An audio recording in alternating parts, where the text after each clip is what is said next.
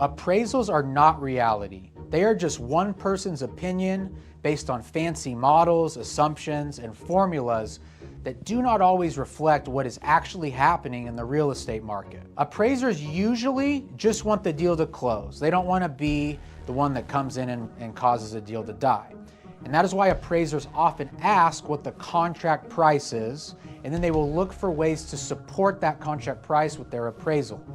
If they can justify the number, they will normally have their appraised value come in near the contract price. But sometimes the appraiser's in a bad mood, they want to feel powerful, or they're just being overly conservative, or they saw a headline that makes them nervous about where property values are going. And they'll come in way below the contract price, which causes all kinds of issues. Even worse, some appraisers can be manipulated.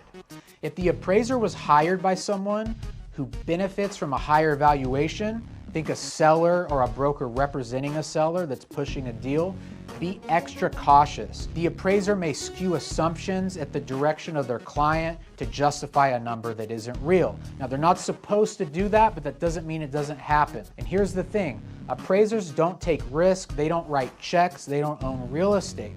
They just plug in comps, apply cap rates, and make assumptions and stamp a value on it. But the only valuation that truly matters is this. What would someone actually pay for the property today on the open market? And you're not going to find that answer in a spreadsheet. Here's a real story to illustrate how crazy appraisals can be sometimes. A friend of mine was considering buying a business. The seller of the business also owned the real estate the business was in and made it a condition of the deal that the buyer had to purchase the real estate as well. And so the seller handed my friend an appraisal showing, hey, this real estate is worth $5.5 million, so you're gonna buy the business and you're gonna pay me $5.5 million for the real estate.